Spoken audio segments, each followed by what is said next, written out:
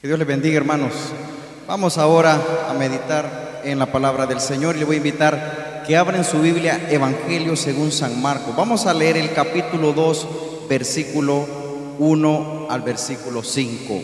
Evangelio según San Marcos, capítulo 2, versículo 1 al versículo 5. Vamos a hablar acerca de la unidad que es necesaria dentro de la iglesia. Le hemos puesto al tema unidad en todo tiempo. Vamos a leer Marcos capítulo 2, versículo 1 al versículo 5. Y cuando la hemos encontrado, nos ponemos de pie. Marcos capítulo 2, versículo 1 al versículo 5.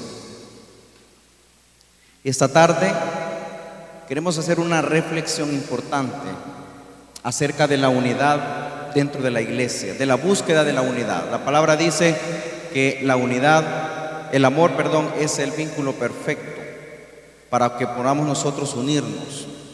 Vamos a leer lo que dice Marcos en su capítulo 2, versículo del 1 al 5. ¿Lo hemos encontrado? Amén. Dice así: entró Jesús otra vez en Capernaum después de algunos días y se oyó que estaba en casa. E inmediatamente se juntaron muchos, de manera que ya no cabían ni aún a la puerta, y les predicaba la palabra. Entonces vinieron a él unos trayendo un paralítico que era cargado por 4. Y como no podían acercarse a él a causa de la multitud, descubrieron el techo de donde estaba. Y haciendo una abertura, bajaron el lecho en que yacía el paralítico. Al ver Jesús la fe de ellos, dijo al paralítico: hijo, tus pecados te son perdonados. Oremos. Te pedimos, Señor, que esta tarde sea un momento de poder recibir un mensaje importante para nuestra vida, importante para nuestra iglesia. Señor, traemos nuestro corazón dispuesto, nuestra mente a recibir tu mensaje. Queremos ser una tierra fértil de tu palabra. Que puedas enseñarnos esta tarde, Señor, que la unidad de la iglesia es lo que nos va a sacar adelante, es lo que nos va a permitir predicar tu palabra y tu evangelio a aquellos que la necesitan. Te pedimos esa bendición que sabemos, Señor, que tú has preparado de antemano para cada uno de los que escuchen este mensaje, ya sea por la iglesia, ya sea por la televisión, que tú tienes preparado para nosotros. En el nombre de Jesús te lo pedimos. Amén y amén. Pueden tomar su asiento, queridos hermanos. Vemos en esta porción, hermanos, y en este momento histórico en el cual Jesús se encontraba, dice, en una casa, el cual dice que había mucha gente. Se agolpaba la gente quizás por ver a aquella persona que traía un mensaje de esperanza, un mensaje que quizás ellos esperaban por mucho tiempo, y sobre todo por muchos milagros que fueron hechos por Jesús. Pero en esta tarde debemos de reflexionar acerca del punto principal de esta porción que hemos leído. Estos 5 versículos tienen una gran enseñanza para nosotros hoy en día, y especialmente como iglesia. Esta tarde quiero hablarle así individualmente a usted, pero pensando siempre que nosotros somos el cuerpo de Cristo y que por lo tanto necesitamos la unidad en todo tiempo. Esta enseñanza que vemos, hermanos, de estos 4 personas que cargaban a un paralítico, quizás un texto sin importancia, un texto que quizás nunca le pudimos prestar la debida atención, y que pensamos que es una historia más, y que pensamos que no tiene nada de relevante dentro del contexto bíblico.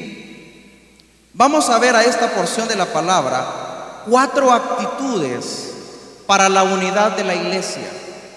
Vamos a leer estos versículos detenidamente y vamos a darnos cuenta que hay 4 actitudes de unidad que se hacen necesarios en la iglesia de hoy. no solamente en esta iglesia, sino que en cualquier iglesia, llámese cristiana, evangélica, es importante que aprendamos de estas 4 actitudes que nos enseñan estas personas en este relato bíblico. En primer lugar, hermanos, el versículo habla de que hay unos hombres que decidieron llevar a un paralítico donde estaba Jesús. Tomar esa decisión de llevar a este paralítico, hermanos, quizás pudo llevar cierto tiempo. Tomar esa decisión quizás podía haber sido planificada quizás hace días o días antes. Pudo haber sido planificada quizás horas antes. No sabemos, pero de que sí existió una planificación y de una decisión de poder llevar al paralítico ante Jesús, eso sí nos damos cuenta. Fueron varios los que tuvieron ese propósito. Para poder ellos decidir, hermanos, llevar a este paralítico ante Jesús, era necesario tomar una decisión. Era necesario tener un propósito para tomar esa decisión. Ninguno de nosotros tomamos decisiones si no tenemos un propósito para esa decisión. ¿Qué propósito nosotros traemos cuando venimos a la casa de Dios? ¿Será nuestro propósito solamente ser unos espectadores? ¿O será nuestro propósito solamente ver si el hermano ya no siguió viniendo o sigue viniendo? ¿Quiénes están? ¿Quiénes no están? ¿Cómo cantan? ¿No cantan? ¿Quién canta? ¿Quién no canta? ¿Quién ora? ¿Quién no ora? ¿Quién ora sentado? ¿Quién ora de pie? ¿Quién levanta las manos en la y quién no las levanta? ¿A qué venimos nosotros a la casa de Dios? Debemos de traer un propósito. Estos hombres que llevaron a este paralítico tenían el propósito de que él fuera sanado. Sabían de que estaba enfermo, sabían de que necesitaban de un milagro, que esta persona para poder caminar necesitaba de un milagro de Jesús. Dice acá que inmediatamente se juntaron muchos, de manera que ya no cabían ni aún a la puerta y les predicaba la palabra. Entonces vinieron a él unos trayendo un paralítico que era cargado por ¿cuántas personas? ¿Cuántas dice ahí? 4 personas. Estos días, en las clases que yo voy, nos dijeron, vamos a hacer grupos. ¿De cuánto? Parejas de 2. Bueno, yo pensé que habían parejas de 3 y parejas de 4, pero él dijo parejas de 2. Bueno, vamos a hacer grupos de pareja, o sea, de 2. No de 3, no se confundan, parejas de 2. Entonces, habían grupos de 2. Y nos empezamos a reclamar, ¿y por qué de 2? Dijeron unos. Queremos que sean de 5 o de 6 si es posible. Y dijo el maestro, no, dijo, porque cuando se hacen grupos de 5 personas, 2 trabajan y los otros 3 se ponen a contar chistes, se ponen a hacer relajo. Y eso sí o no pasa en las escuelas y en los colegios. Hacen grupos de 4, de 5 personas, solo 2 trabajan, los demás solo son espectadores. Imagínense usted lo difícil que es ponerse de acuerdo 4 personas. Dicen por ahí que 2 cabezas piensan mejor que una, y 3 todavía mejor, y 4 mejor, pero ya 5 ya es discusión. Ya no nos ponemos de acuerdo.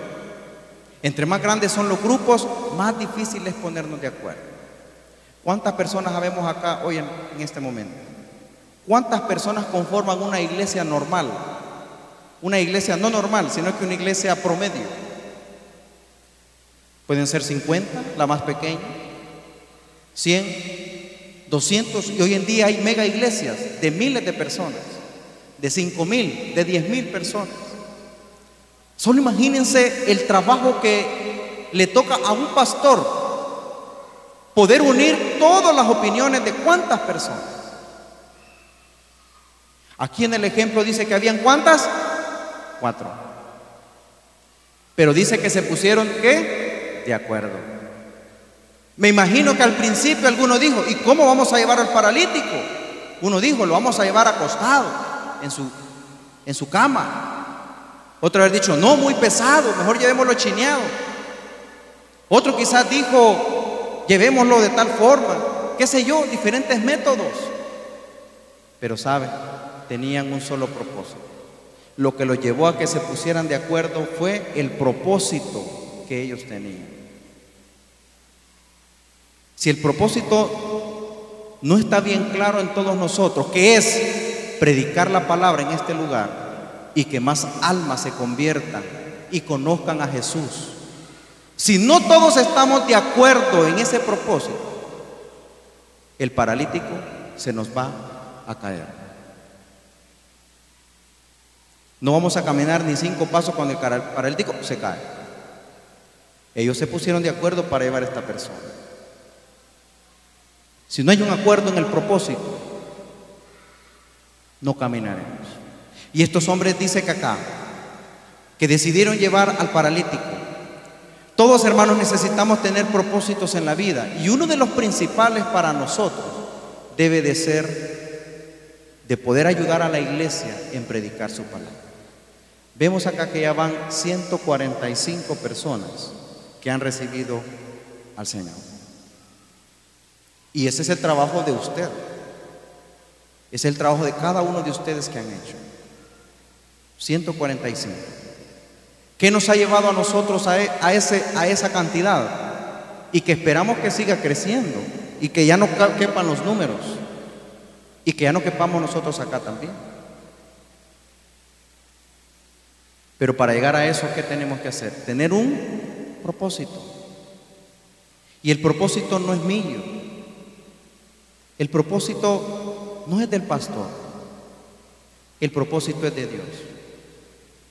A quien nosotros le servimos es a Dios. De aquí van a pasar años, ya no va a estar el pastor. Algunos de ustedes tampoco. Algunos moriremos. Unos más pronto, otros después, qué sé yo. Aquí van a quedar sus hijos. Viene otra generación. Pero el propósito sigue siendo de Dios. Pero ¿cuán nosotros estamos unidos a ese propósito? Una vida sin propósito es una vida sin dirección. Si yo no tengo propósitos ni metas en la vida, hermanos, voy a caminar como en un sendero sin ninguna meta, caminar por caminar, solamente dirigirnos sin saber hacia dónde vamos, quizás a perdernos. La iglesia debe de tener un propósito, pero le estoy hablando de cada uno de nosotros. Muchos tenemos propósitos, hermanos, pero no pasamos de los propósitos, es decir, no caminamos. ¿Cuántos de nosotros aquí estamos soñando predicar? O estamos diciendo, un día voy a predicar. Yo el próximo domingo le presto el micrófono para que comencemos a hacerlo. Si me da permiso el pastor. Yo le presto el micrófono. Pero ¿por qué no caminamos? Yo hasta este día, hermanos, yo no sé ni cuándo ni cómo me metí a esto. No sé. No crean que fue porque mi papá me forzó y me dijo, vas a predicar. No. Pero cuando nosotros, hermanos, decidimos, ¿qué voy a hacer yo entonces por Dios? No va a ser fácil, porque no es fácil. Pero implica eso un compromiso. Y un compromiso, hermanos, que no dentro de poco tiempo digamos, ya me cansé, o ya me aburrí, o ya no lo quiero hacer. Implica un compromiso.